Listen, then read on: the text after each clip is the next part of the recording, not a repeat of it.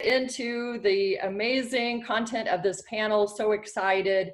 You know, we have got a wide variety of experts here that are in so many different industries. And full disclosure as well, Ray, I worked with the amazing Yolanda Chrystal for 15 years and the incredible Maria Davis, who is also a board member of the West Des Moines Chamber of Commerce for 7 years. So this is really fun. I do have friends on the panel, so full disclosure as well. Thanks for Ray for starting that full disclosure. But here's what today will be so much fun. We're going to learn from so many different people. You know, COVID has made so many unique challenges, and especially for salespeople. You know, we were talking about it. Salespeople want to get out in front of their customers, their clients, their relationship builders, experts. So how do we do that now with COVID? You know, and right now it's kind of hard to be motivated, right? It's like we can't just, you know, go into everybody's business and knock on the door because, golly, it might be interesting to see, you know, a lot of people might not be there. So this is going to be fun. This will inspire everybody, our sales professionals, to learn from the best and the brightest in the state of Iowa. And we're going to turn it over right now to Maria Davis, who is Commercial Real Estate Manager for R&R Real Estate Advisors, for her top tips and tools for success. Thank you, Catherine. Thanks for having me, and thanks to the Chamber. Should I share my screen now? Okay. Yep, perfect. Okay, are we good? Nice, perfect. Let's see. Why do I have to have little messages come up and distract me? Don't look at them, don't look at them. Don't look at them. So my top strategies for sales success are based on tried and true, no matter what the climate. So whether it's COVID, whether it's a downturn, whether we're in an uptick, no matter the climate, these are really tried and true strategies for sales success. And I'm going to go through them kind of fast.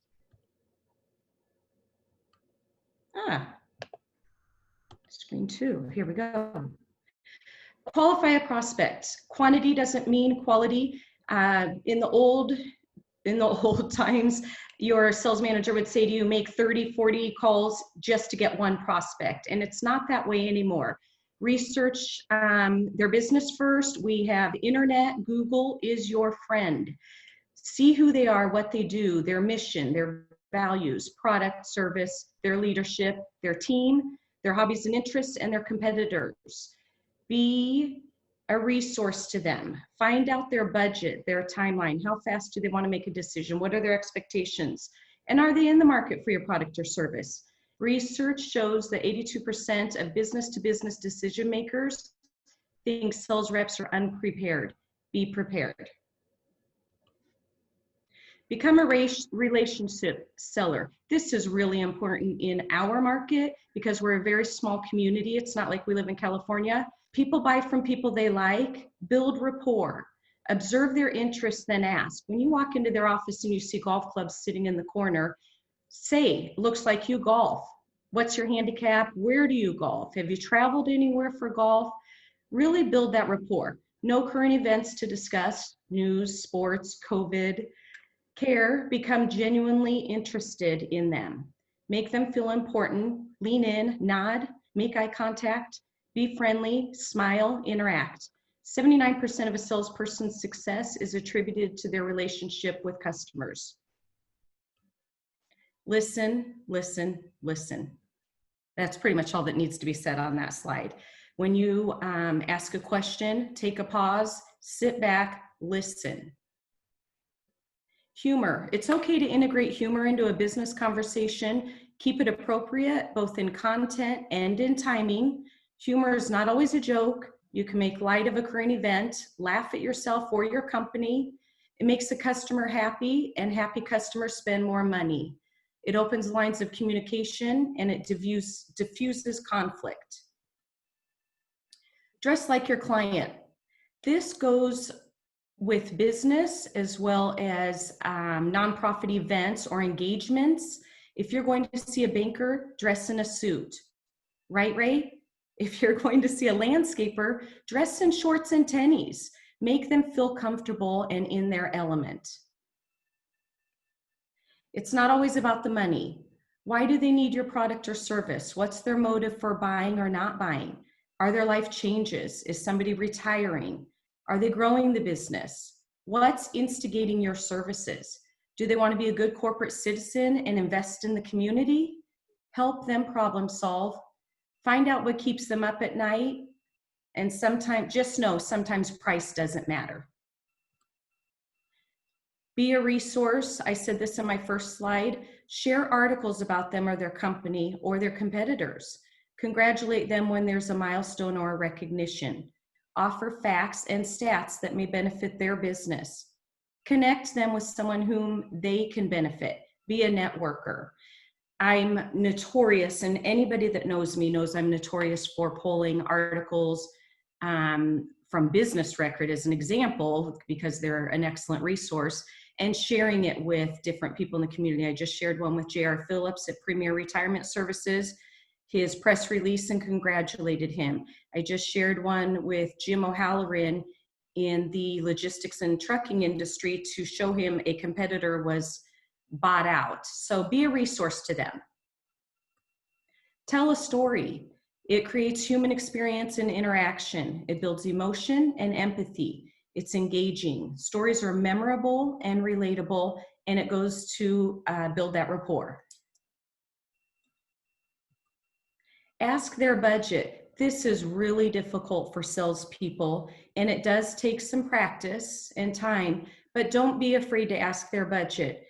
It goes back to Tom Cruise saying, help me help you. If you have that mindset that you're there to help them, it's not about you, it's about them. You don't want to pitch them $1 million house if their budget is $200,000. Get comfortable with talking about money. No now does not mean no forever. Questions to ask. Can you tell me the reason for your decision? When should I follow up next? Is it timing? It's tax season and we can't discuss this until May.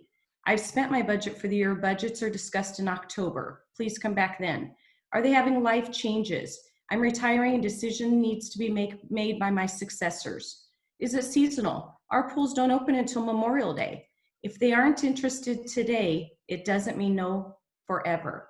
Maybe they don't have time to discuss it, et cetera, et cetera. Don't take it personal.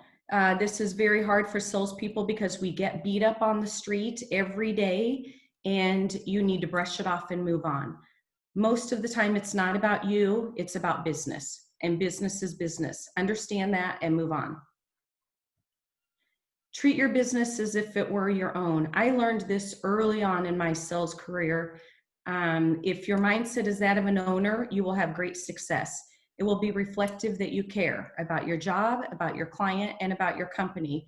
You will always do the right thing. You'll be more dedicated and engaged, and you'll have pride.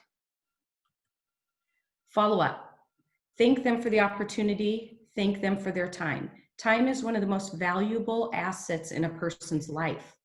What are the next steps? What's their timeline? Do you have homework to get to them?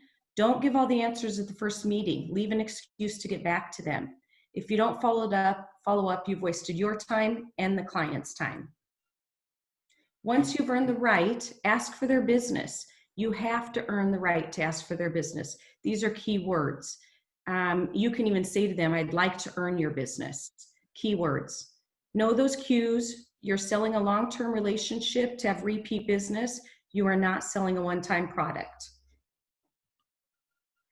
Win-win. We've heard that a million times in sales.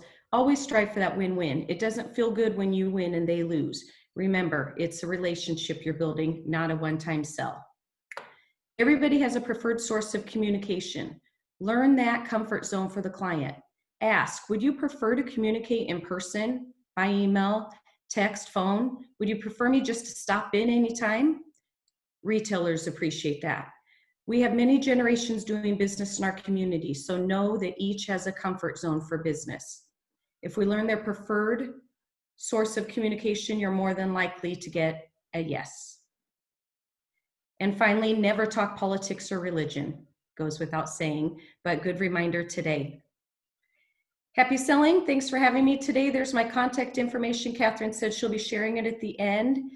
And I know this PowerPoint will be on their website, and so I just wanted to list some sources for my stats. Thank you. Maria, amazing, Maria. Oh my gosh, thank you. You know, you are the ultimate connector for people that know Maria, and many of you on the line here do know Maria. She knows absolutely everybody in this entire, I think, state of Iowa. She is such an ultimate connector, and that's what makes her so good at what she does. She helps put people together, which is amazing. Like if somebody is selling something and she knows somebody's buying, she'll be, oh, let me introduce you to Ted because I know he wants that product. So she is the ultimate connector, and just I've learned so much working alongside her for so many years. So thank you, Maria. And again, thank you for your service with the West Des Moines Chamber of Commerce. We really, really appreciate it. Amazing, amazing info. And I am so excited to introduce Yolanda Chrystal, who is product manager with DSM Magazine and also a dear friend of mine. And Yolanda, take it away. Good morning. Thank you to the West Des Moines Chamber for having me. Thank you, Catherine. I'm just honored to be on the panel this morning. I have a few things to share, and the first thing I wanted to start off with is some humor. I feel like in today's world, everyone could use humor and more of it. So my first slide, I'm just going to touch on. I'm not going to spend a lot of time on, but I wanted to kick it off with a few laughs this morning. Let's see. Okay.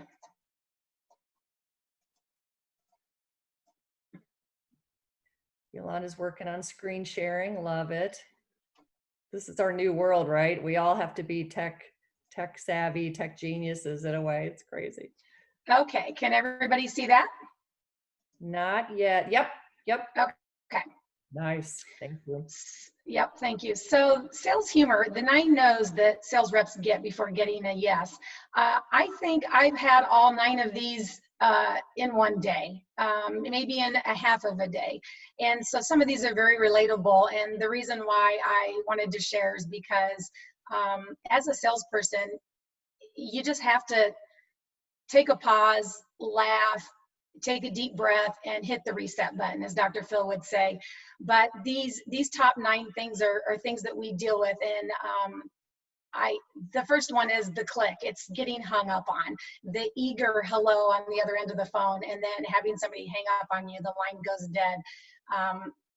It's one of those things that always surprises me in sales, because I think the last time I hung up on somebody, I was probably like 12 on a phone call. But people are busy and they just don't have time, and your warm welcome is not always well received. But that doesn't mean you should walk away from the sale. Try them again at another time. The busy bee, and Schitt's Creek, one of my favorite shows of all time, but she's so busy. She just does not have time for you, doesn't have time for your demonstration. They don't have, if your sales presentation and pitch is not urgent to them, they'll reach out to you. Don't call me, don't call us, we'll call you type of person. The false hope, this one comes disguised as a yes. It's a prospect that says they're interested and they agree to set up a call. They're willing to have a meeting with you, but when the time comes around, they're a no-show. They're just too nice, these people, to tell you no. You just wish they'd say no, but they're just too nice, and that's another personality. The penny pincher, this just isn't in our budget. Price objections are very common in sales. I always think that those are opportunities to talk to them a little bit further and deeper about their budget. What is the price objection? What does that look like? How can we work, your budget into our marketing plan for next year? So that's an opportunity to ask more questions and find out exactly what the budget looks like. Sometimes people don't have money, and they truly don't. So weeding through those prospects is important. The skeptic, does it really work? I don't trust your features. I don't trust your product. I'm not sure about spending money on it. How will I know this works for me? So you have those objections as well. Competition, we all have that. That's an ongoing thing. Some of us, you know, we struggle with that because there are a lot of opportunities in the marketplace for our clients. So you just always have to be finding a way to stand out and to make sure that you're unique in the marketplace and that the client understands why. And then there's the gatekeeper, people that have the power to buy your product, but they aren't willing to introduce you to the decision maker. These are people that don't have the budget, don't hold the purse strings, don't have the capabilities to buy, but they don't want you to go around them to the actual decision maker. This is a tricky one. And the ghoster, the next slide is, after you email and you call and you look up a prospect, they seem interested, they're a great fit, but eventually this will end in a closed deal. All of a sudden they'll drop off the face of the earth. No response to emails, never picking up calls, nothing. You get ghosted a lot in these jobs. And then number 9 is the almost. My favorite, another one of my favorite movies, The Office. This is the closest you've ever been to a deal. Just when you think it's done, you get the rug pulled out from underneath you. This one cuts the deepest because you are certain you're going to get that business and you don't. And those are the ones that are painful. And it's really hard. And number 10, last and not least, the long-awaited yes. You feel as if you've been defeated, but then you finally do it. You pull through, you get the yes, you have a signed contract, and you're really excited about the new opportunity to work with this client. The reason why I wanted to touch on the no's is because those are all very typical of a salesperson's job. And again, like I said, I might experience all 9 of those, in, a couple hours of doing my job. They're part of a sales job, but there's so many ways to overcome them. And it's just fun to kind of recap some of the fun humor in that. And remember, just to have a lighthearted personality and to understand that no's are part of every job, especially a salesperson's job, and to just move on from that. I'm going to click over to another slide and give you my top 10 tips of becoming a top salesperson in your business. And this is where I'm going to spend a few more of the minutes. Hang on a minute. Okay. Can you see that yet? Not yet. Okay, hang on. Yolanda, you might have to stop your screen share and then screen share that particular thing again. Okay.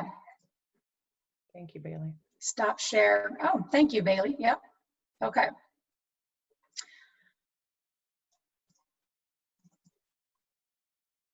All right. Can everyone see that yet? No? Not yet. Okay.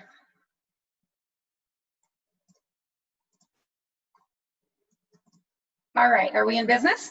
In business. Okay. So this is the top 10 sales tips for becoming a top salesperson.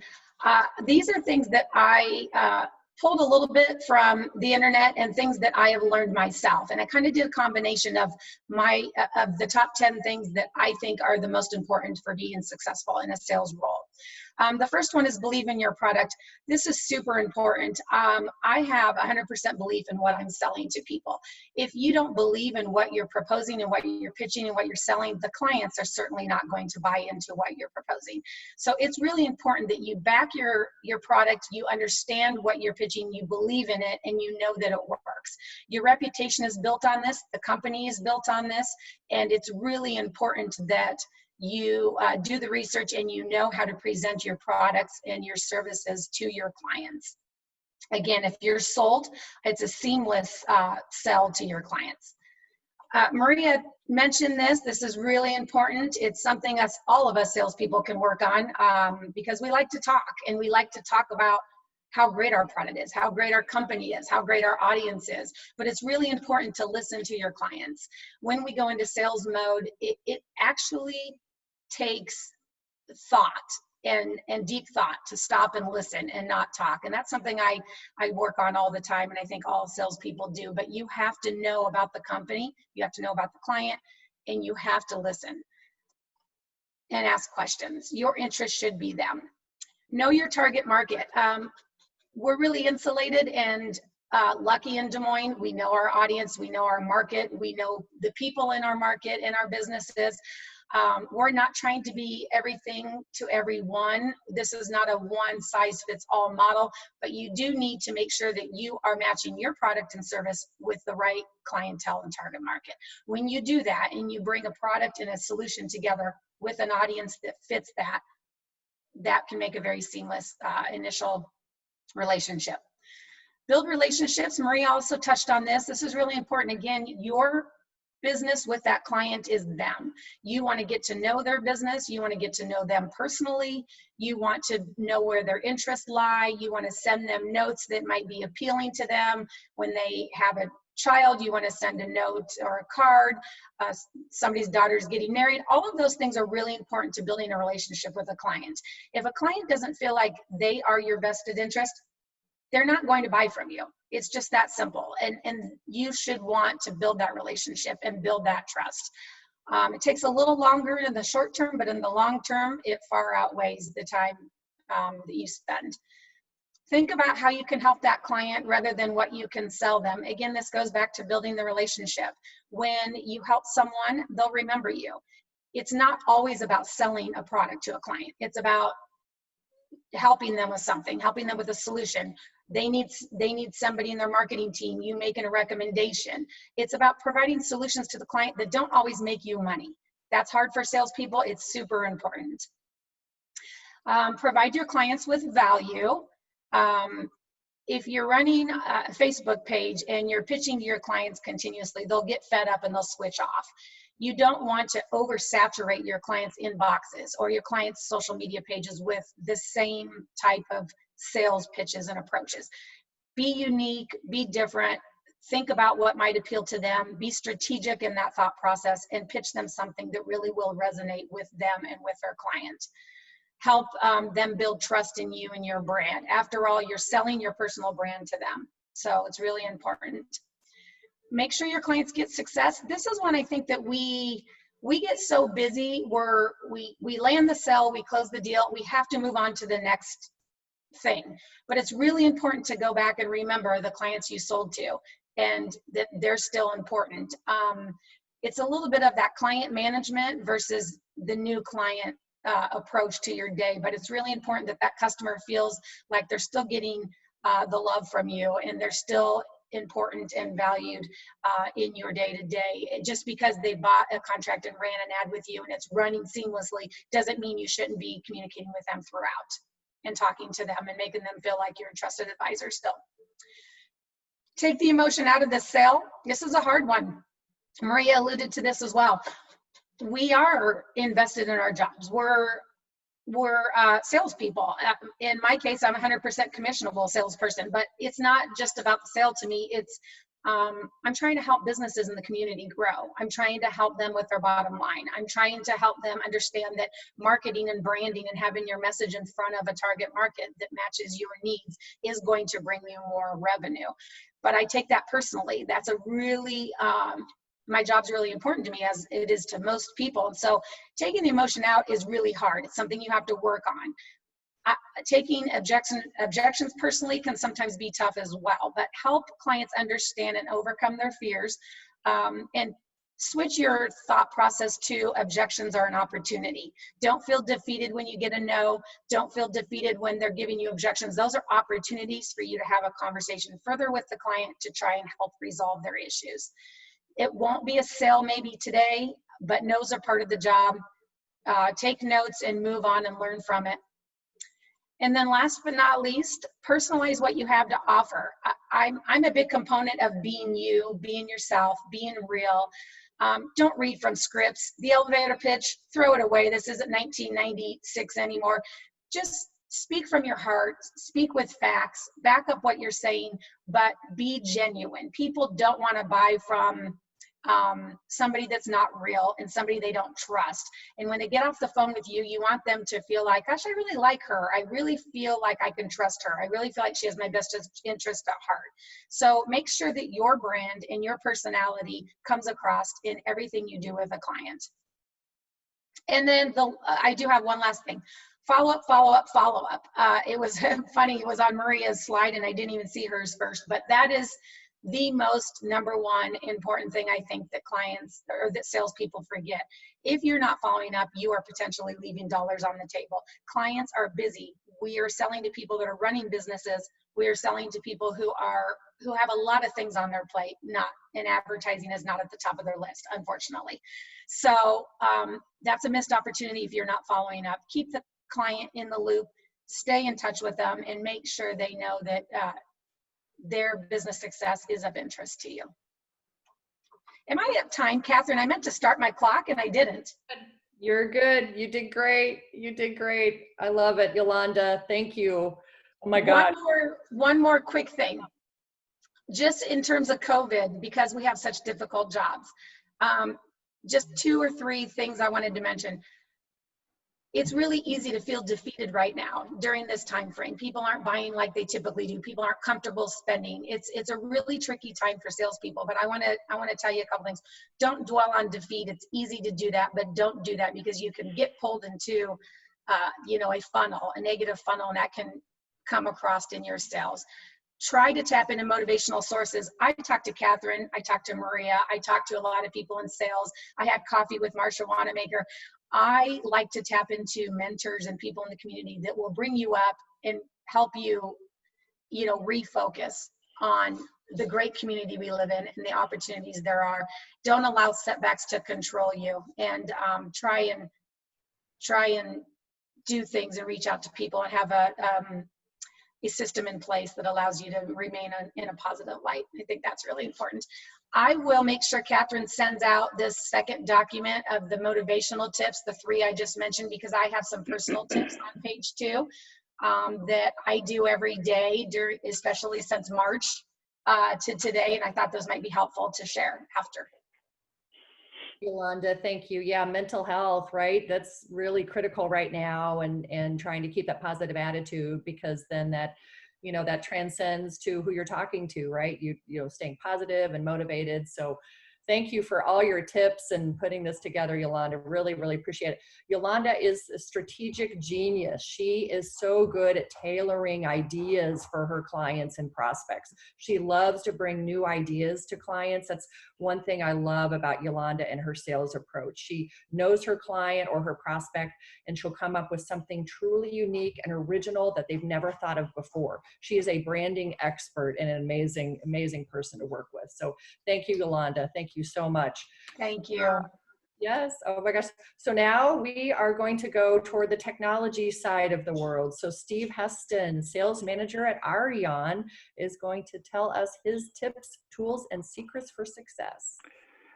Thanks, Catherine. I jumped for a minute there. You used the word genius, which no one has ever used, right before introducing me, and then I realized you were talking about Yolanda, and it was okay. So that's good. I'm going to start off with 3 tips and then 8 perspectives. And for those, we did something similar to this out of Des Moines Golf a few months ago. I am very non-traditional in my approach to leading sales and selling. Just to give you that brief warning, but 3 perspectives. One thing that COVID has brought out and has proven is that in the social media driven world, everybody's an expert and yet no one knows anything. Everybody has an opinion, everybody has a platform, everybody has, everybody's got their news camera. The fact of the matter is nobody really knows. We're having dinner with 2 physicians tonight. One of them will show up in a mask. The other one will make fun of that one for showing up in a mask. So as we go into this COVID sales engagement arena that we play in, just remember that everybody's going to think they're an expert. Nobody really knows anything. McKinsey says it will be 5 years before we return to the 2019 GDP contribution level. McKinsey didn't do a lot of those surveys in Des Moines, West Des Moines, Waukee, Indianola, Fort Dodge, Omaha, Kansas City, Des Moines. The people that we call on here in West Des Moines and the surrounding area aren't counting on McKinsey, they're counting on us. So think of the change in the restaurant business. Table 128 is one of our favorite places. They used to not do carry out, and now they're doing 4-day meal plans. Think of the impact on the grocery business. If you didn't live in a major metropolitan area before COVID, there was a 9% chance that you were buying your groceries online. That number is as high as 60% in some studies, and it won't settle back down to 9, but it'll probably settle somewhere in the middle. Think about the change of what that means for square footage, for staffing in grocery stores. Think about what it means for commercial real estate. Maria, by the way, Maria, South Park, Ned Stark, and Alice from the Brady Bunch, you are my new hero. But think about what it means for commercial real estate. Nationwide sent 38,000 people home on the same day. And some of those people may never go back to the office. So it changes the business model. So we don't know what's going to happen next, which leads me to tip number 2. I would say we ought to stop using the word normal. Everybody wants to talk about the new normal, the old normal. There was no old normal. You know, if we want to use it, when I was a kid, I had to wait for the Sunday paper to see who won the college football games on Saturday. And the games that took place west of the Missouri River weren't in the Sunday paper because the Des Moines Register didn't get to Fairfield with those results in them. The old normal was you had to go to the library to get a book, or you went to the bookstore to get a book. There's no normal retail anymore, unless you're Jeff Bezos, and that would be really cool because it started off selling books online. Movie theaters. My wife and I watched the Charlize Theron movie that last night that just came out on Netflix like 5 days ago. We would have had to wait weeks to go to the theater to see it. So let's not talk about the old normal, the new normal, because I don't think any of us really have a perspective on what is normal, what has been normal, or what will be normal. And then this is one that I shared in the presentation out of Des Moines Golf, and it's controversial for some sales leaders. But nobody cares about your product. Nobody cares about your service. Nobody cares about your story or your value proposition unless it solves a problem that threatens them. So step away from the idea that what you have to sell is important until you know why it's important. So how do we do that? Let's go into the 8 tips. Number 1 is change the conversation. Perspectives matter more than facts. Fact of the matter is that cases of COVID diagnosis are going through the roof. The fact of the matter is the death rate is declining at just as quickly as a rate. The facts can be twisted to say whatever we want them to say. All that matters is the perspective of the person that you're in the conversation with. And our perspectives only matter to us unless we can earn a way into an advisory role. And the way we do that is we ask questions. So change the conversation. Our perspectives only matter to us, number 1, and number 2. Number 3, the answers we know mean nothing unless we ask the right questions the right way with the right intent. Stephen R. Covey said to seek first to understand, and I think that that's really, really good advice, but unless we care about the answers, no matter how well we understand them, we're just another peddler. And I don't mean that in a derogatory sense, because consideration number 4 is peddling, P-E-D-D-L-I-N-G, the peddler, the traveling salesperson. It's still an important skill. Zig Ziglar and Spencer Johnson in Zig's speeches and Spencer's book, The 1 Minute Salesperson, which still should be required reading for every single person in business, says that we'll get all that we want when we help enough other people get what they want. And you got to get out and you've got to make the calls and you've got to drive the activity, but you got to change the conversation. You've got to focus on perspectives, and you've got to make sure that the answers that we know really aren't important unless they fit the needs of the client. Number 5 is solve the problem they don't know they have. We want to tell them why our technology is great. We want to tell them why our internet connectivity is the best. And by the way, our technology is great and our internet connectivity is the best, except that they don't care unless they have a technology problem or unless they have an internet problem. The coolest thing for our salespeople is if they happen to walk into or pick up the phone or Zoom with a business whose current provider completely messed up today. because now no matter what we say, it's important to them. But on 99.675%, and I just made that statistic up because that's what I do, of the other days, it doesn't matter. We have to solve the problem they don't know they have. How do we do that? And that leads me to number 6, which is we ask more questions, we ask better questions, and we ask them more better. I've had a consulting business for 16 years as I've led sales teams in corporate America. And my team at Aureon, most of you are on this call, so I'm sorry for saying this for the 4,000th time.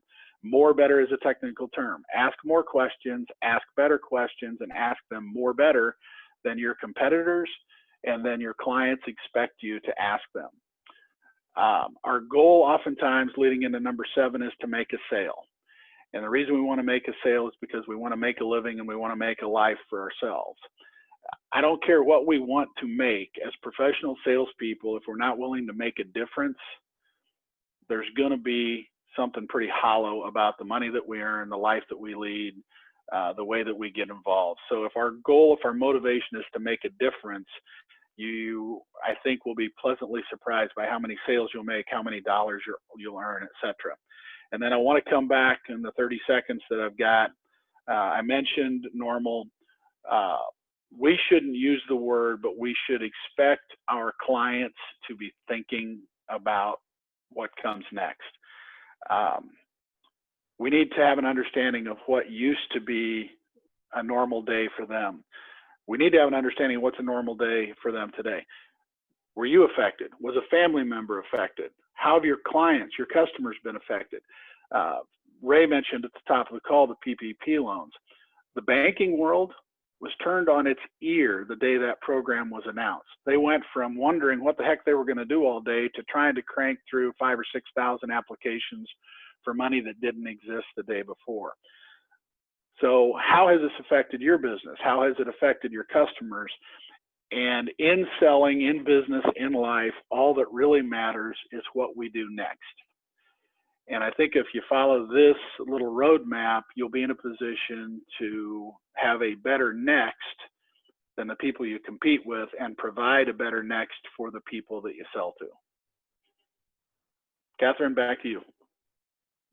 I love that, Steve. So many good nuggets of wisdom. That's great. I love the making a difference because, yeah, that's true meaning. That's helping our community, making a difference in their lives and the region at large. So I love that. That's more better questions too. Good. We could do a whole seminar on questions, right? And the different questions to ask and the timing. And like you said, that's a critical part of that sales cycle. So thank you so much, Steve. That was wonderful. All right. I'm excited to introduce the amazing Marcia Wannamaker. And Marcia is a top producing realtor at Iowa Realty. If you've noticed, her signs are on just about every sign in the region in front of some beautiful homes. And Marcia, we're so happy to have you here today. And you're on mute, just so you know. There we go. Thank you so much, Catherine. I really appreciate that. My husband and I have been in business for, gosh, a long time. That's all I'm going to say. But so we feel like I grew up in Des Moines and I love it here. And, you know, our business has changed quite a bit in the last few months. So I wanted to talk about that. And then also, and about how our business has changed, but also about how a salesperson can do business generally. So I'm going to share my screen here. And what I did was come up with some quotes. Just a second here, yeah. So let me just back up here. So this is the first screen. Can you guys see that okay? Yeah, thank you. Okay, good. All right. So thank you again, Catherine. And so the first thing is success is never owned, it's only rented, and the rent is due every day. So one thing we've noticed is that, what we know is that our business is not unique. Just as you have competitors, if you're in sales, there are thousands of real estate agents out there. So how do we vie for the business and get the business from people when there's so many agents out there doing the same thing. We just can't worry about that. I mean, we can't worry about what they're doing or why they're doing it or how they're doing it. We just have to find motivated buyers and sellers. And the key to the door to success is to stop. If you stop doing basics and stop taking care of clients, you're not going to be a winner. So the main thing is you just have to continue to make your calls and do your due diligence every day, and you know, and then the rest will come. But you just can't rest on your laurels. If we did that, you know, we'd be back to square one and our rent's due. So we have to pay our rent. The next thing is change before you have to. I'm telling you, this COVID thing really made a lot of people change, and especially in the real estate industry. And it's inevitable that things change to grow. So we knew we must be nimble in today's sales environment. By discovering new ways to do business is important, especially during this pandemic. Unfortunately, our human brain is hardwired to take the path of least resistance. And for many, this means sticking to business as usual. I mean, even when you know that changing now will help you in the future. So we've continued to make good use of online meetings like this one, which highlight methods that people are using to adapt to the virus. And it's also critical to change our method of doing business, not only to protect ourselves, but to make our buyers and sellers feel safe. So going more virtual is where our industry is really headed. But how do you do that when you're a people business? So, but we felt strong enough that due to the current situation that we have implemented some best practices to do business, which I'll talk about in a minute. So actually, yeah, so the next slide here. Everyone has a plan until they get punched in the mouth. Mike Tyson said that, and in February of this year, we had 1,015 sales with about 2,500 homes listed. So that was pretty healthy. But in March, our sales went down to 262 homes that sold, 262. And we had about the same amount of inventory as the month before. So in all, the reasoning behind the dramatic listing to sales ratio in March, you know, it was unsurprising because we had that COVID. But 60% of the buyers nationwide surveyed said that they were concerned over their future employment prospects. And 54% of them talked about their inability to see homes in person as a main driver for their hesitance to buy in this market. So we had to find a way to deal with that, and or otherwise just close our doors until the conditions improve. Right now, sales have picked up in June, and right now it is a seller's market. We have about 1,407 listings on the market, which is actually a 23% increase since last year at this time. And our home inventory is down to 1996. So when you look at that ratio, there aren't a lot of homes. I mean, we need listings right now. There are a lot of buyers out there looking for homes. So many sellers still need to sell their homes for a variety of reasons. I mean, people move for, you know, different jobs or whatever. And so they've just decided to keep their houses on the market, even due to COVID-19. So thank goodness we've had low interest rates, and during this time of uncertainty, I mean, that has really helped us. But we're still working to help clients buy and sell homes. We use disinfectants, face masks. We respect social distancing and follow all the guidelines of our National Association of Realtors. So agents, lenders, and banks are also adopting to the new rules using virtual open houses and other technologies like online signatures and transaction management platforms, which are really becoming popular right now.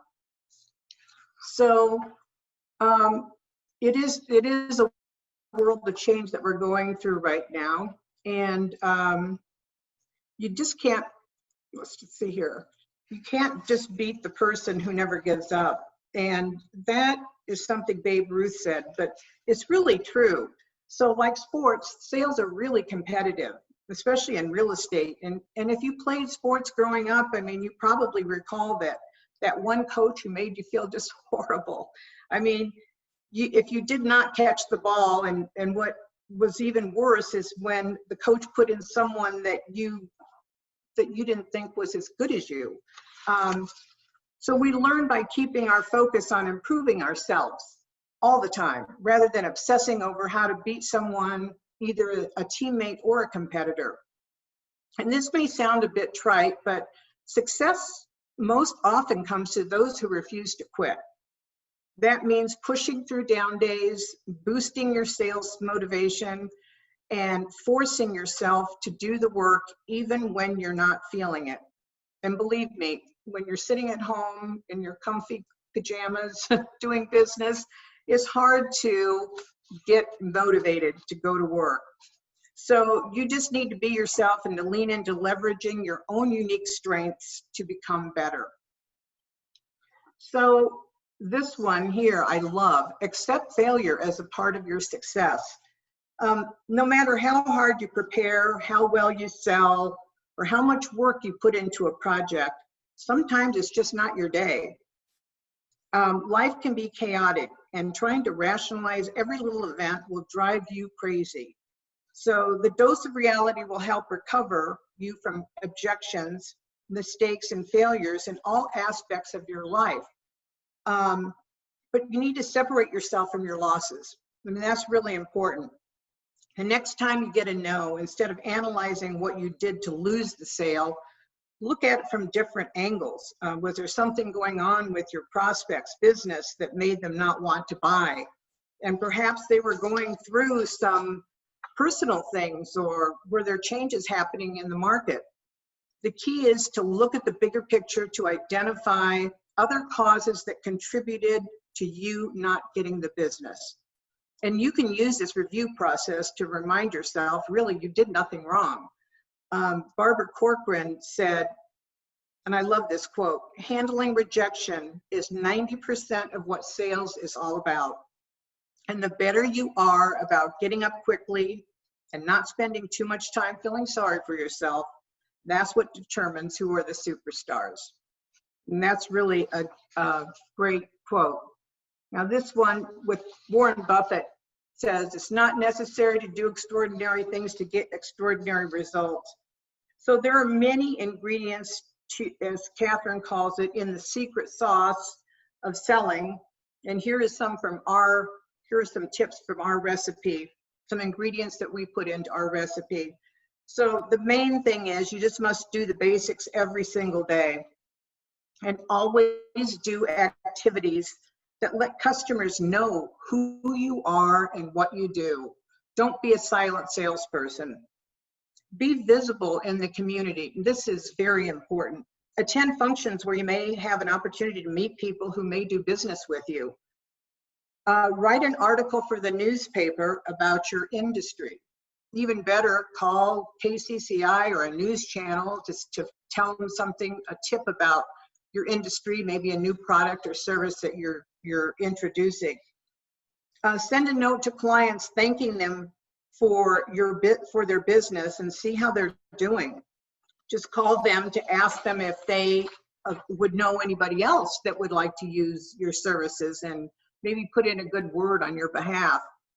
Be a connector, and I think somebody mentioned that. That's really important. I think Maria is really a pro at that, and so is, I mean, everybody is. Yolanda too, and I know you are, Catherine. So just be a connector and let customers know they are important to you. Treat them as if they're your only client.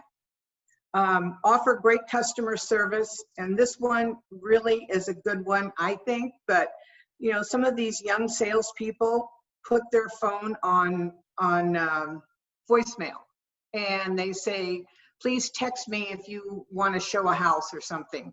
And I hate that. I think people need to answer their phones and reply to their emails quickly. It doesn't take a whole lot. People always tell my husband and I, oh, you guys always answer your phone. We feel that's important. And the other thing is find a hobby or take a class or get involved in a political campaign. I mean, you'll meet people that way. I mean, this is all a people business, and the more people you meet, the more opportunities you have to have a better sales, So the other thing is, many people now aren't going out to lunch or coffee, but if you can, like Maria and Yolanda and I had coffee a few weeks ago, it's nice just to connect with people and see what's going on in the community. So you can also organize a virtual presentation and send snacks to attendees. We've done that at Iowa Realty, and that's really a cool way of meeting people in the community and introducing like a new house. It's kind of like an open house project. But the main thing is too, you also need to be present on business platforms like LinkedIn, Facebook, Instagram. And don't, like Yolanda said, don't just put your business things on there. Put funny things that you might, that people might appreciate.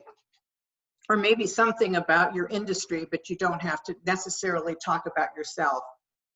And the last one that I'm going to say, and this is one that I've really found to be very useful for me, is to get involved in the community.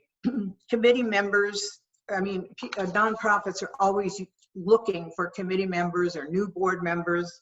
And, you know, if you offer your sales skills to help them raise money, you do several things. It's also a great way to help the organization, but you could also meet somebody who could use your product or service. And in addition, it gives you an opportunity to really improve your sales skills. So whether you were in sales or not, we are all put in sales situations from time to time. And I hope you all gain some insight and happy selling. Thank you, Catherine. Thank you.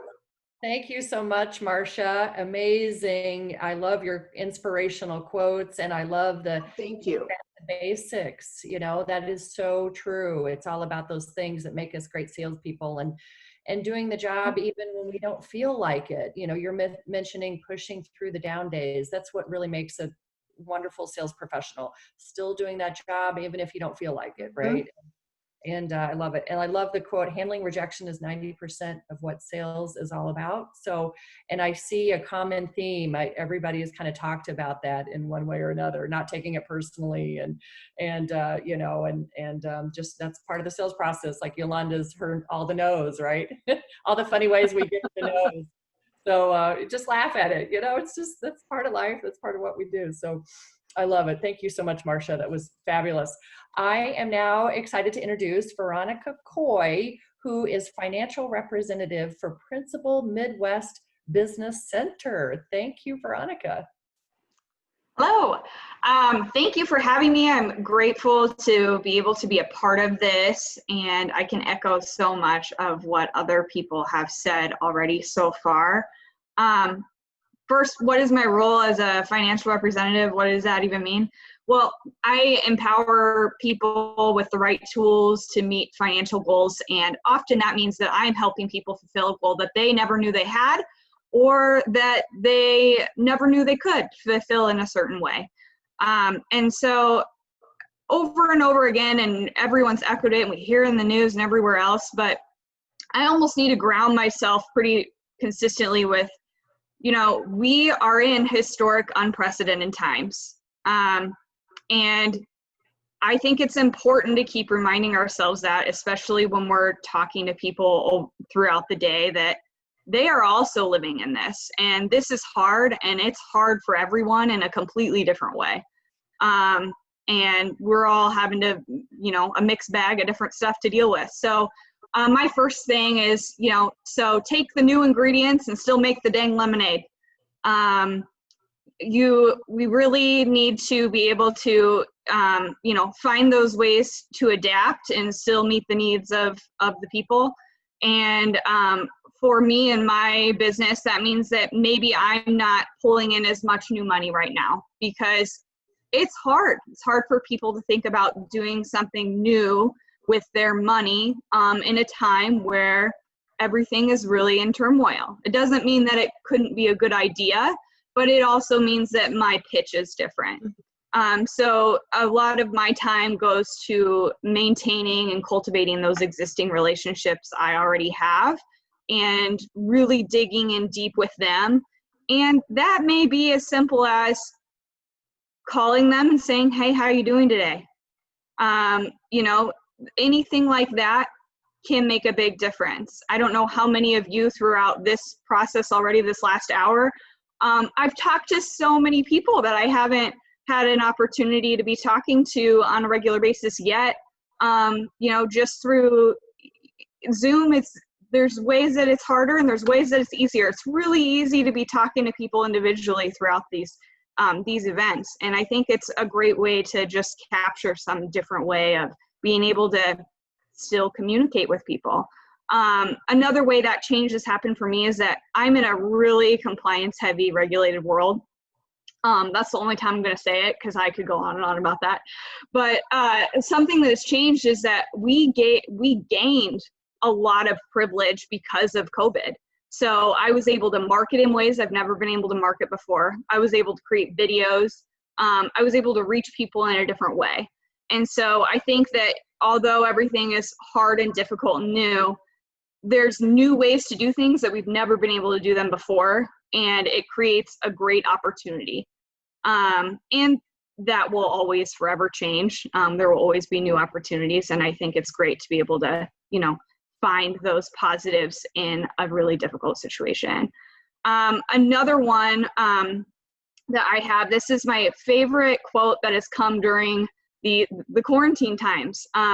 And the quote is by Dave Hollis, and it is, "In the rush to return to normal, use this time to consider which parts of normal are worth rushing back to."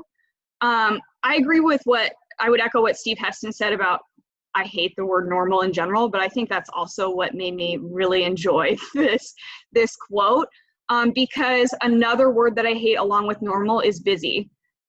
We are all busy. We can always be busy. And I think that this time, and in general, right before all of this happened, I was working with my own personal business coach on finding ways to become less busy and more productive. And so I think that you can use this time to find even more so, who are my ideal clients, who is my ideal circle, and how can I use those things to elevate my business. So for me personally, I really, really enjoy and really love everything associated with working with business owners, especially small business owners. And Des Moines is a great market for that. So being able to use this time in particular to really fulfill the needs of business owners. That is what I enjoy. That is what I'm good at. And I'm able to kind of get rid of a lot of the clutter. And so I think that can be important, because in a sales role, you can get pulled a million different ways. And although you're in sales, you can wear a lot of hats. And so being able to stick to what your vision is and really hone in on who you want to work with and why you want to work with them and that purpose that you're serving.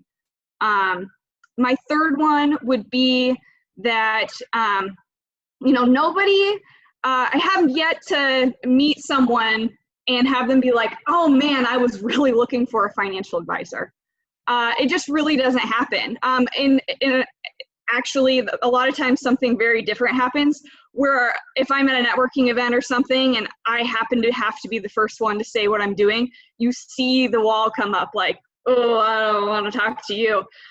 So I think that we have to, you know, find the way to be the listener, be the giver, and be able to show people that, you know, we are not there to sell. Des Moines is a relationship-driven community, and, you know, be the one to engage in developing that relationship. Ask them questions, make sure that you are engaging with them. One of my favorite things to do, especially when I'm meeting with someone new, is that the more information that I can get about someone else, the more that I can then cater what I'm going to tell them about me to them as a person. Because as a financial advisor, I can do a million different things. I can provide a lot of different solutions. So being able to be like, well, you just had a baby. Well, now I have a completely different solution for you than if you were someone who just lost your job, or, you know, maybe you just had to let go of a few employees, or maybe you just had a really important employee leave your business. There's so many different things that can happen, and I know that that's different in my industry than in a lot of yours, but I think the more that we listen and meet the needs of the people, then the more we're able to provide that solution opposed to selling a product or a service. My next one feeds right along with that, and it's just to make sure that we're changing our perspective. I hear it a lot from people in my own industry, people I work with, and others, but they'll cut themselves short because they don't want to come off as being salesy, or they don't want to give the ask, because you don't want to hear the no, for one, but you also just, you don't want to hurt the relationship you just tried to build. And what I would say to that is that, you know, find your value and find your purpose. If you have a purpose and you have a value that you're trying to give to that person, then you may be the one person that gives them that. You may be telling them something that they've never heard before that serves a purpose that they didn't even know that they needed to solve, or maybe you resonate better with them than anyone else ever has. Or maybe they already have that service, but maybe they're actually really frustrated with who they're working with. Maybe they aren't picking up their phone when you call them. I don't know how many times I've won over somebody just because they're like, yeah, you know, I do work with somebody, but gosh, they haven't talked to me in the last couple months, and I've tried to call them and I haven't heard back, and I know they're busy. So being able to be that person where you're the one on the front end, making sure that you're the one that's continuing to be the face of it and be in front of them, that can make a big difference. In addition to that, even if something is told 100 different times to someone, I'm saying some of the same things that some of you have said, but it's possible that how one of them has said it or how I am saying it resonates with you differently. And so even if you're saying the same thing over and over again, it's going to hit people in a different way, and different people are going to pull to different people. So don't sell yourself short just because someone else is doing the same thing as you either. My next one is that people is having a super elevated service model. So part of sales is not just getting the initial win. It's that continued process, and it's that continued relationship. And even if you're in an industry where it's a one-stop product and then you're done, I still think that continued relationship is super beneficial, because that's how you get referrals, that's how you build your reputation, everything else. So I know the few people that I work with personally, we've really adopted into the EOS system by Gino Wickman. I think that's great. But I really think that any sort of system or just continued practice with habits can be super effective. We have a start to finish 5-star client system, you know, and we make sure that that whole process gets hit with everyone that comes our way so that they feel special. And although people may avoid the phone, if you're working with my team, you're going to get phone calls, because they're not going to be annoying, but they're going to be personable and they're going to serve a purpose. And there's a reason for that phone call. So I think that that is also important.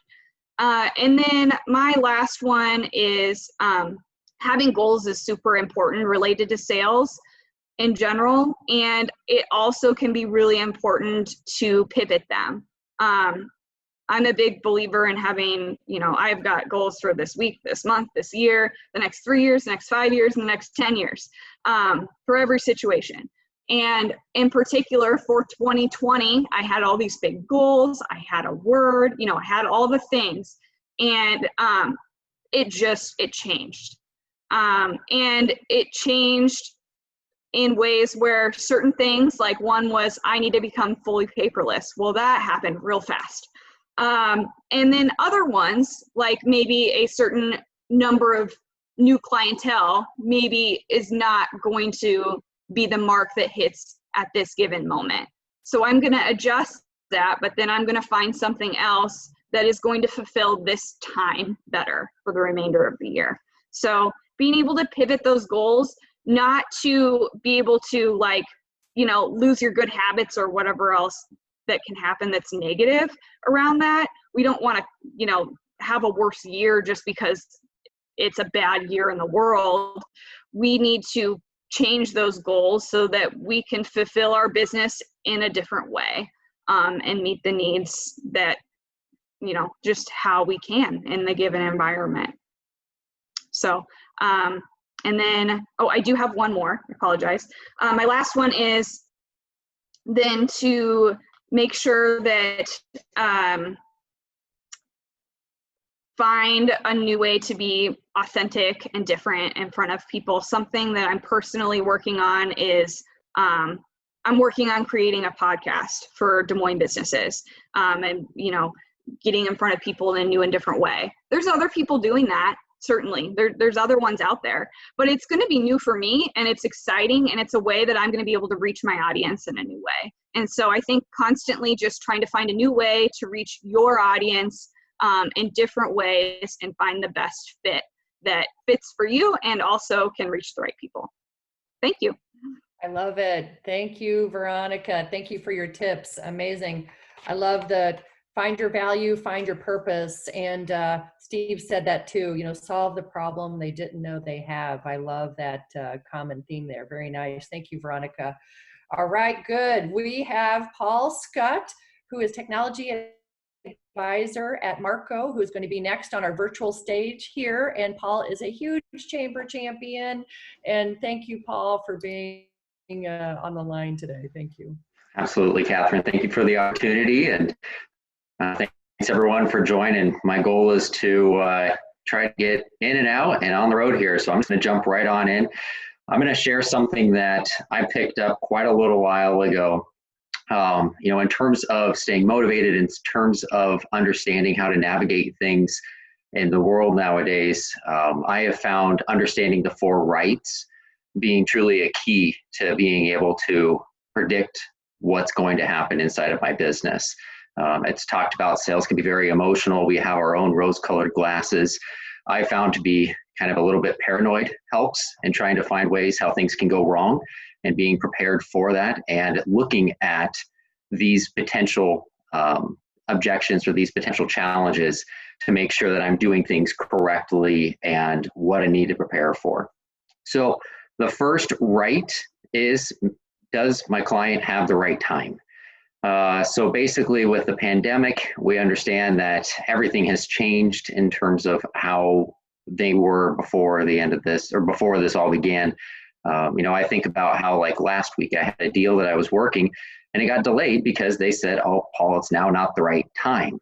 On the other side of that, though, it's an opportunity to see where other markets are hungry, you know, where they're looking to try to get stuff done, and being able to maybe leverage where someone doesn't have the right time to where someone's looking for the right time to do something right now. And sometimes it's based around agreements and when, you know, certain things are coming up to term, and how can you help them in that particular time. I think back to what Catch Des Moines did. I thought it was really creative. They created the buy now, visit later, understanding the fact that people weren't going to go to hotels right now, but they could purchase a bond right now for $100 and it would be worth $150 in the future when they were ready for that. I thought that was really clever of them to adapt to that time model. You know, that there is a time for everything, but it doesn't necessarily mean that your particular product is the right time. And so how can you adapt and change to that? And so that's the next one, is the right product. And so as I said, everything has the right time, but does it have the right product associated with it?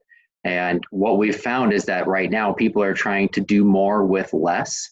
And basically, is what you are representing considered quote unquote essential? And if it's not, how can you adapt and change to that?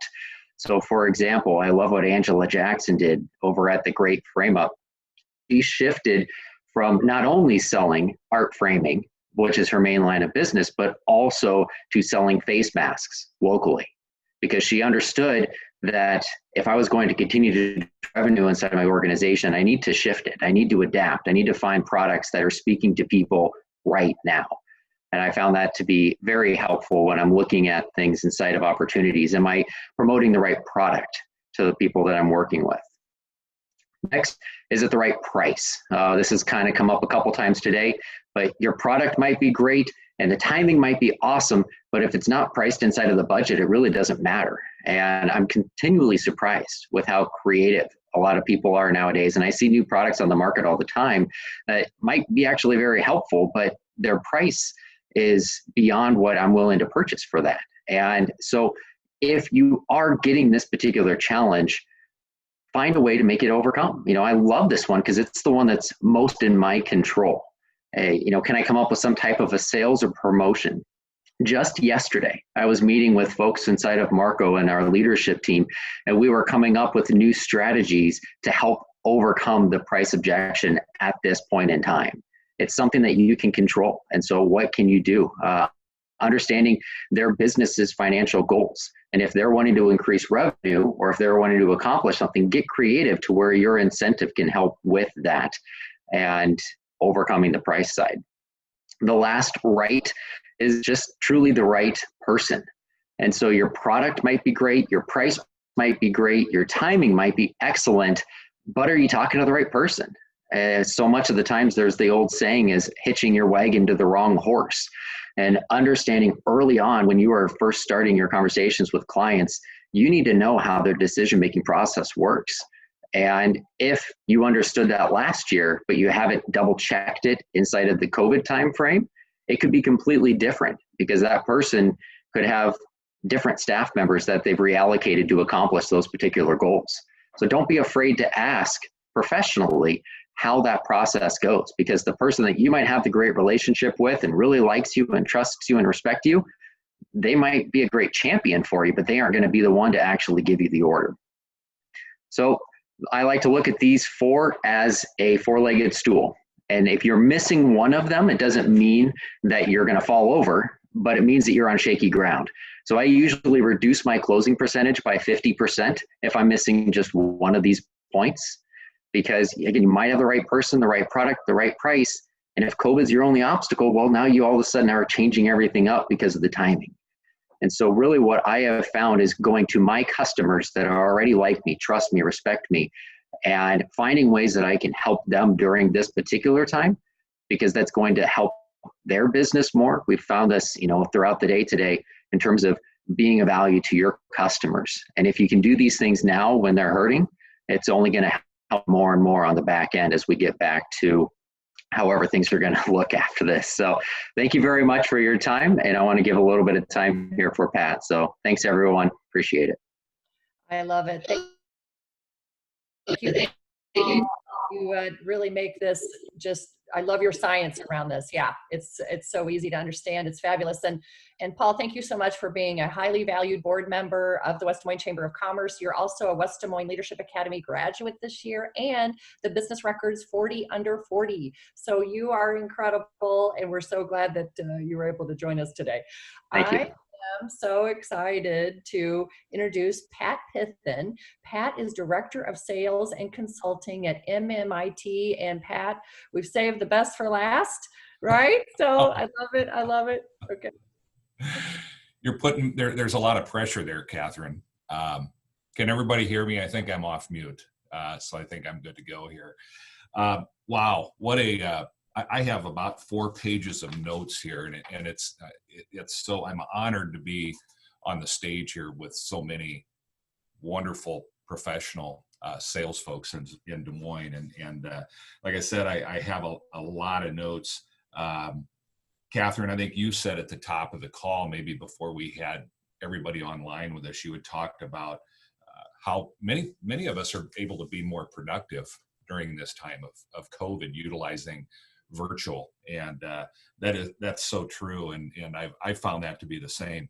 The presentation that I'm going to go through today is there's going to be a lot of things that we've already heard, but my presentation is primarily designed around how to get that door open and how to make that initial connection, how to get that initial conversation going. So I'm going to go ahead and share my screen here.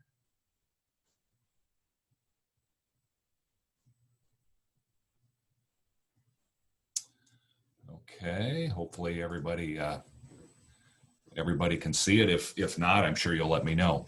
But I have this presentation that I've put together, and I've gone over this a number of times with different sales teams here in Des Moines, as well as the Urbandale Chamber. And typically it's about a 1 hour presentation. It's called my 30 for 30, and I've just reduced it today.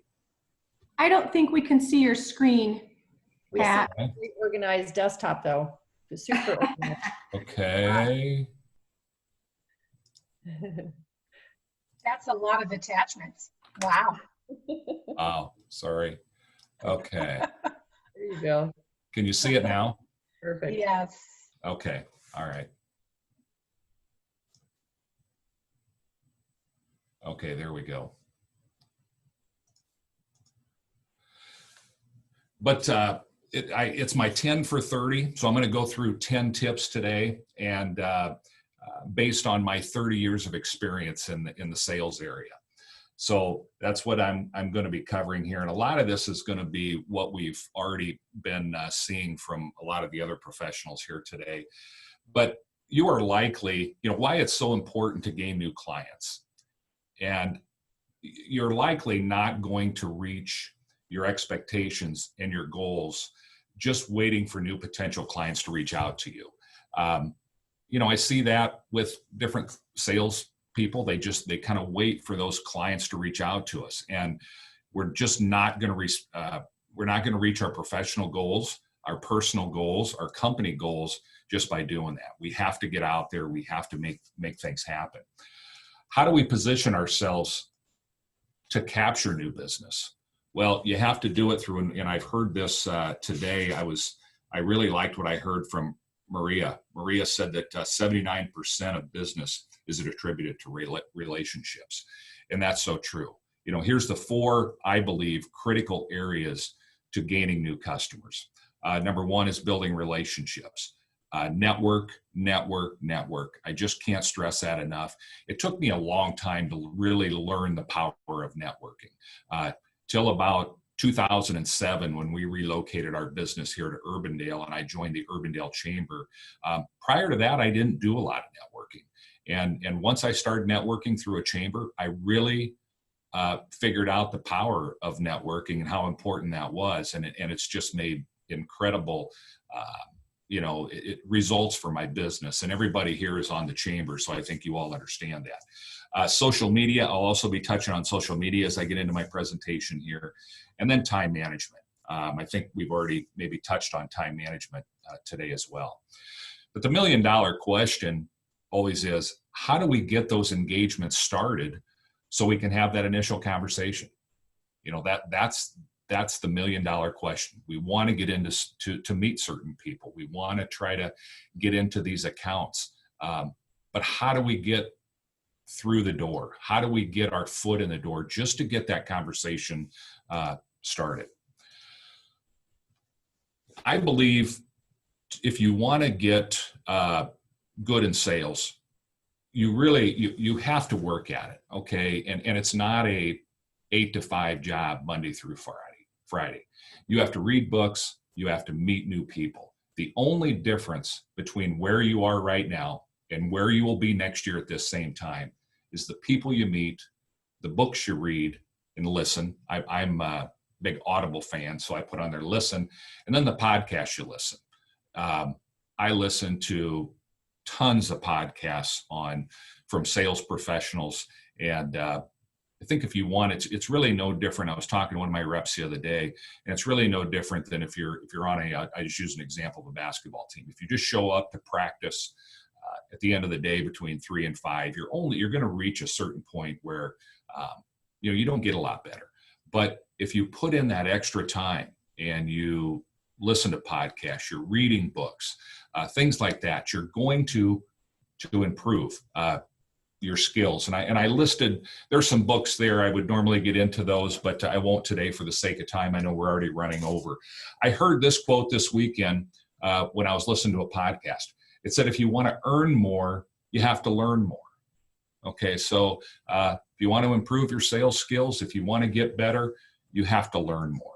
Okay, it's mostly about relationships. And I had changed that. I just had a presentation I did earlier I guess it was last week, and that used to say it's all about relationships. Well, it's not truly all about relationships, but it is mostly about relationships. And Maria, thanks for confirming that today. 79% is attributed to relationships. And what I mean there is genuine, authentic relationships. Strong relationships will win clients. It's not, I put on here, forget about the hype, just build relationships. The person that hired me into sales 30 years ago, my mentor, probably the most important mentor in my life, his name was Larry Perry Sr. And what he told me every day when I would leave the office, he would say, Pat, just go out and make friends and be politely persistent. He said, number one, we got a good product to sell. Number two, we got a great service department. We're competitively priced. We have everything in place. All you need to do is go out, just make friends, be politely persistent. Don't drive people crazy. Just be politely persistent. And I've lived that. I think about that still almost every day I come to work. So that's something that has been very important to me over the years. And when you build relationships, it's not just about an email occasionally. It's not just about connecting with somebody on social media. It's not about just stopping by and leaving a card and checking in, but a real genuine relationship, a live relationship, having coffee with people, asking a lot of questions, getting to know them, or a virtual relationship today in this virtual world. In the past, I think my team, and including myself, we've been guilty sometimes if we lose a client, well, I just can't understand why I lost that customer. I mean, they loved me, they loved us. Well, did they really? Yes, we had kind of a high level relationship, but did we have a real genuine, authentic relationship with that customer? You really only gain a competitive advantage by building a relationship and differentiating yourself from your competitor. That's kind of what I was talking about. You do this by asking lots of questions. I've heard that several times today, and that's so important. I have a form, and if any of you would like this form, just reach out to me and let me know. But it's called my Mackey 66. Steve Mackey has written several sales books over the years, but it's about a 4-page form that I have that if you're truly wanting to build an authentic, genuine relationship with somebody, you should try to capture this information. And it's information about their spouse's name, where they went to college, where their kids go to college. It's about 4 pages of questions. Of course, you don't go in and have an interrogation and ask that question or all those questions at one time, but it's something that you over time build, and it just you learn more about them. You can ask better questions when you have those additional meetings and you have coffee with them, and so forth. So if you want that form, let me know, but that's been very important to me over the years. If you are provided an opportunity at the client's business, the owner of the relationship generally wins the business. If you don't own that relationship, you are generally not going to get the business. Now, again, you're going to have to be competitively priced. You're going to have good product, but you don't have to be the best. You don't have to be the cheapest. You don't have to have the absolute best product in the market. But if you own that relationship and you're in the ballpark in those other areas, you'll generally win that business. If nobody owns the relationship and you're given the opportunity, price will likely be the deciding factor. That's the way it is in my industry. I would guess that that's the way it is. I was speaking to some insurance professionals here recently. They had talked about that's the way it is in their industry. If you don't have a relationship, if nobody has a relationship, price is going to decide that when they get to the decision-making time. Okay. Network. This is how you build that relationship. You have to network. And I heard the comment earlier. I think it was from Veronica. Des Moines is relationship-driven community. It really is. And if you don't have those relationships, you're not gonna reach the goals and the expectations that you want. One of the tips that I have here is when you attend networking events, I'm glad to see everybody's here. Don't be a clinger when you go to a live event.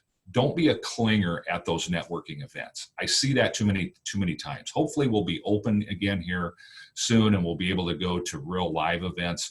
But I see people that will just cling to the same folks all the time.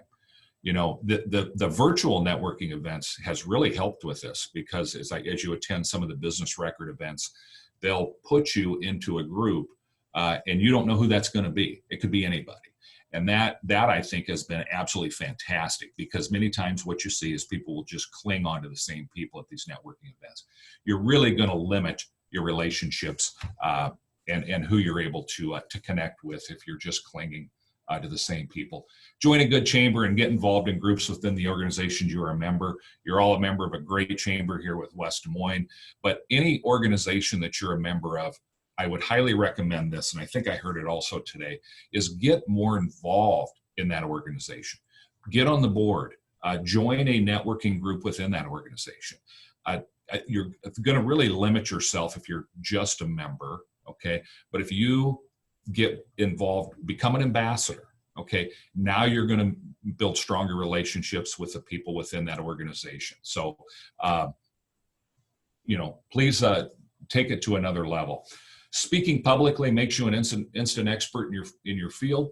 Anytime you get the opportunity, please speak publicly. Forget about trying to prove your intelligence. Keep it simple. People won't buy something they don't understand. I see this a lot as I'm out talking to people at networking events.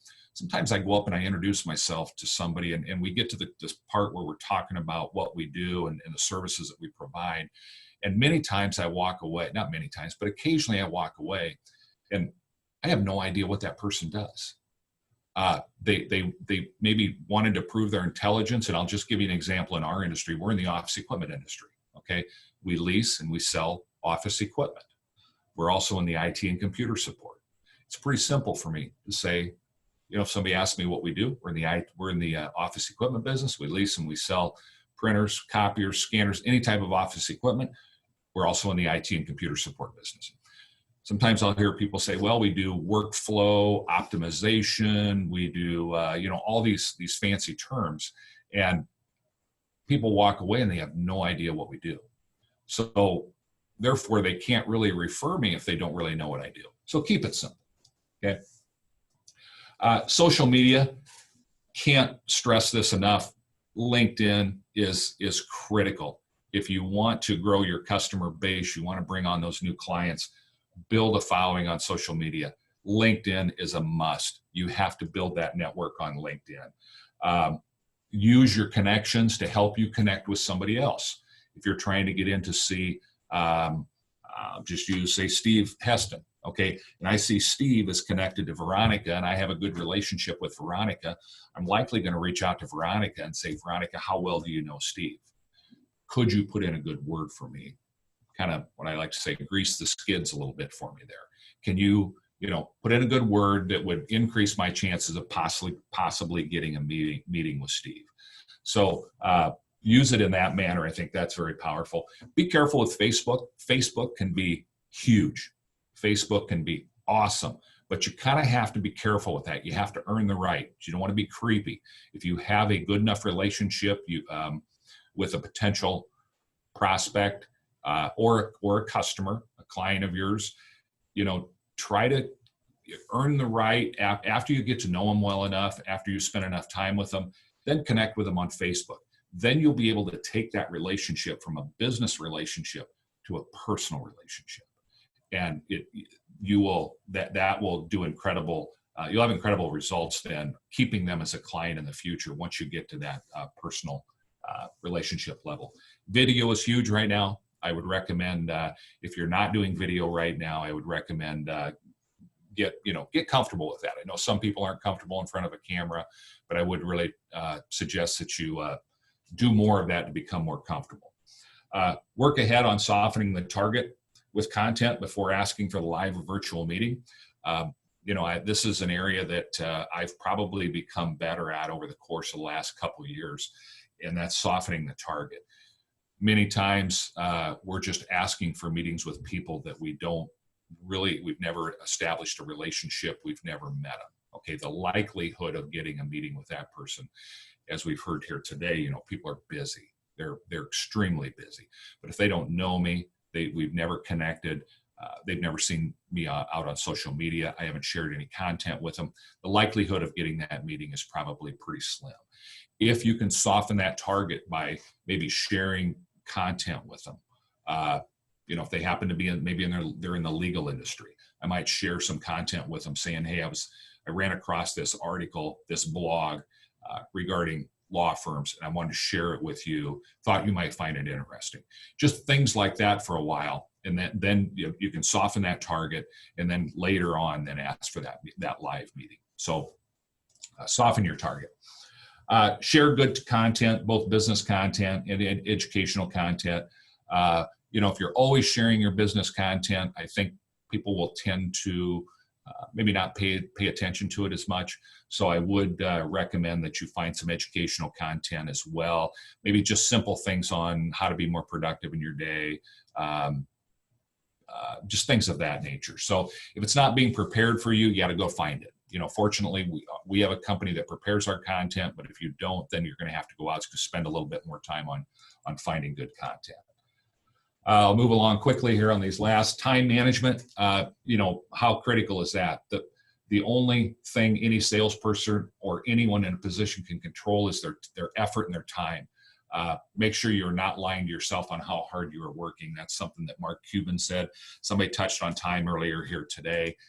Time is it's the most difficult asset to manage. And one of the things here I like to tell my team is guard your time like nothing you have protected before. And it's so easy to be pulled off track each day. And if it's not, what I tell my team, if it's your prospecting time, and I'll get into that here, and I think in the next bullet, but if it's your prospecting time during the day, unless it's a 911, just ignore it. Okay. If it's a 411, somebody just needs information, it can wait. I don't think people are that, they don't have to hear back immediately. Okay. But if it's a 911, if it's an emergency, yes, get on it. Email's the biggest time suck. You can just get buried in email all day. You have to ignore your email when you're prospecting and trying to build those clients. I typically handle my email early in the morning, over the lunch hour, and then again at the end of the day. Of course, unless it's a 911. Create a daily schedule and stick to it. What I mean there is on our team, we schedule our mornings, admin time in the morning between 8 and 9 typically, or 7 and 9 depending on when people start. We have prospecting time between 9 and 11. That's when we're reaching out to new customers. We're connecting, we're doing that prospecting time. The afternoons typically are our meeting times. That's when we're having our virtual meetings, live meetings. Then at the end of the day is the admin time again. Try to stick to that schedule. And again, it's, unless it's a 911, stick to that each day.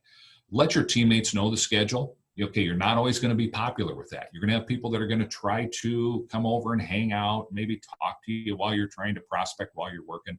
Let them know. Let your folks know that, hey, this is my prospecting time. Go into a conference room, whatever you have to do if you're in the office. Either your day will run you, or either run your day or your day will run you. That kind of kind of been talking about that. We are all busy, but are we productive? I just added that slide. Somebody else said that earlier, so or added that point there. Anything you want to accomplish requires focus and a daily work plan. Here's another one. You never know when you're 3 feet away. And I'm just going to tell it just a really quick story on that. You know, I had worked with an insurance company downtown, worked on trying to get in the door down there over probably a 2-year process. Email, picking up the phone, calling, leaving cards, dropping in, was just unsuccessful, just kept that cycle going for a couple years. Did send a LinkedIn request to this particular individual who then accepted it. And I thought, well, they don't think I'm a complete schmuck because they accepted my LinkedIn request. And I just kept that cycle up, and I was just about ready to throw in the towel saying, you know what, I am just never going to get a meeting with this person. And it happened to be on Easter morning. I was getting ready for Easter Mass. My wife and my daughters were I had gotten ready and out of the way, and they were still getting ready. And I was on my computer, and I just shot through LinkedIn. I shot a message to this person and said, hey, you know, I'd love to get an opportunity to sit down with you for a few minutes. Boom, I got a response back like a minute later. Okay. And that person said, yes, I would love to meet with you. Are you available at 10 o'clock tomorrow morning? This particular insurance company has been a client now for 10 years. And I didn't know, but I was only 3 feet away.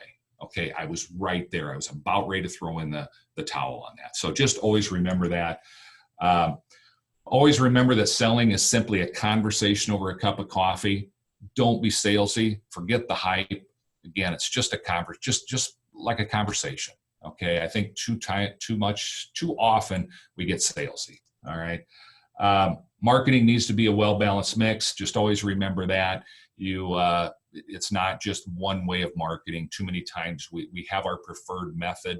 Maybe our preferred method is email, but just remember that you also have to use social media. You also have to use networking. You also have to use a lot of different methods. Maybe it's the old snail mail. It needs to be a well-balanced mix to be successful. Understand you may not always benefit financially on your relationship building, and just always remember that. I think you're there to help people. And I heard that already earlier today. You're there to connect people. May not be to sell your product or service at the end of the day.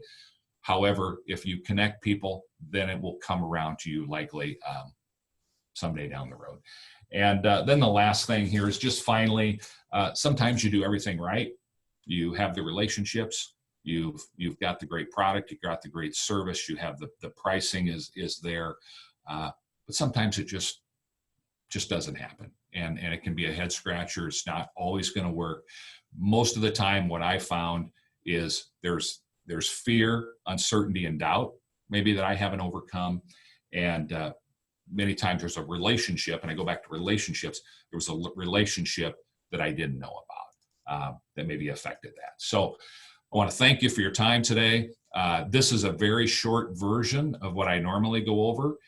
If any of you would like me to present to your sales teams, please let me know. I do it free of charge. It's my way of giving back, and I want to, we want to jumpstart this economy. What Steve said earlier is, kind of scared me a little bit when he said 5 years until the GDP will be back to what the level at 2019. However, they're not talking about Urbandale, West Des Moines, Waukee. We're going to get this economy going again. And I would certainly like to help any way I can to help your sales teams get this sales engine running again. So thank you so much for your time. I know I went a little bit long here, but great stuff today. Thank you. This was so good, Pat. Thank you so much for your wisdom, your 10 great tips, for your 30 years of amazing experience. And this has been an amazing event. We've had so much great knowledge here, and we packed a lot. Thanks for staying on the line. I know we went over, but you know what? We had such good critical information from our top experts in the state of Iowa: Maria Davis, Yolanda, Chrystal, Steve Heston, Marcia Wannamaker, Veronica Coy, Paul Schut, Pat Pithan. You guys, thank you. This was so valuable. And you're right, we're gonna get this economy moving because we've got the best salespeople, right, in the Midwest right here. That's right, Barb. So absolutely. So as Barb says, you know, so happy it's Tuesday, and that was hilarious. I don't know if you guys saw her comment in the early on. So funny. Yes, so happy it's Tuesday. Thank you to our wonderful sponsors, Aureon and Security National Bank, for making this possible. Thank you for being a part of the West Des Moines Chamber of Commerce. And I love everybody's point and Marcia and Wannamaker's point of getting involved in the community. We too would like to have you involved in the chamber. And there's a lot of different committees you can be on as well to help with that networking piece. So let us know if you're interested. We'd be happy to help. And we wish everybody a very safe and happy and successful sales day, rest of the week, rest of the year. Thank you for tuning in. Thank you.